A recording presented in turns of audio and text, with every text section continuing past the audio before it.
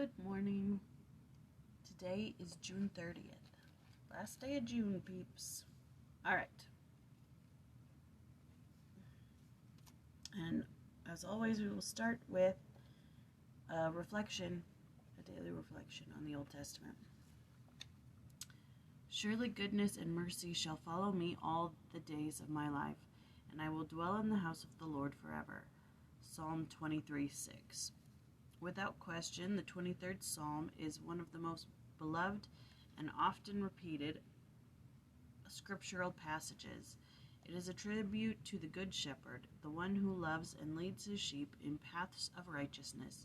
It is a sacred statement of his tender promises to those who listen to his voice and follow where he leads.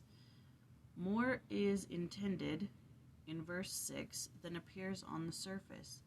To have goodness and mercy follow us all our days of our lives sounds impressive enough, but the meaning from the original language is even stronger. The original implies that God's goodness and mercy will pursue us, entice us, and draw us towards the more abundant life all the time that we are here on earth.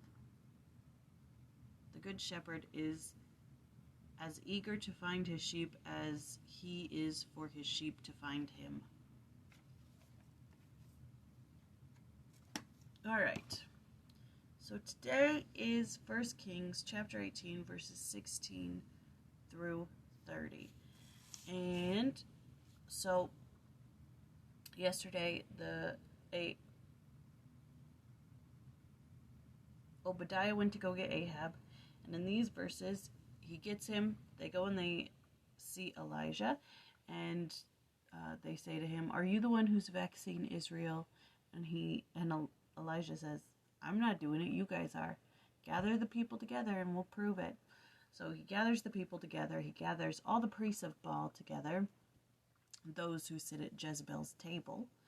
And he says, here's what we're going to do, okay? We'll build 2 altars. We'll take 2 calves.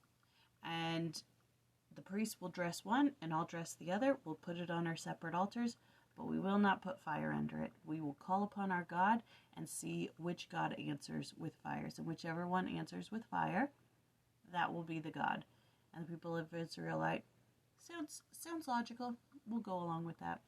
So the priests of Baal, they do this from morning until the afternoon. And then at about noon, Elijah starts to mock them. He's saying, you better call him louder. He must be on a journey. He must be sleeping. You have to wake him up. Be louder. Which I think is absolutely hilarious.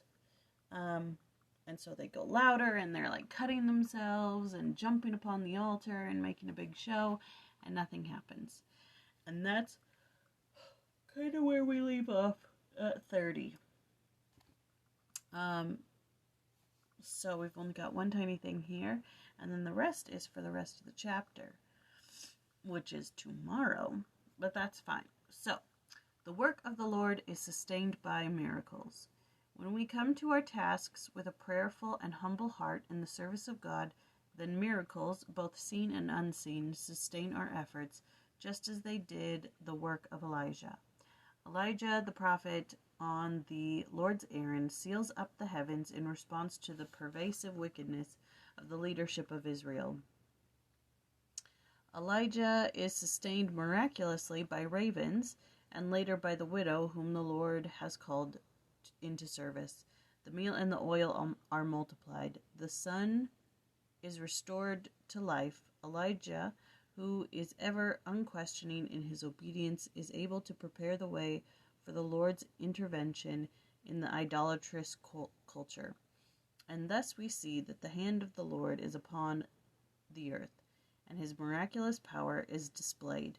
We can call down his power according to his will as we exercise our faith. And more miracles are about to happen. I think you guys know what's about to happen. But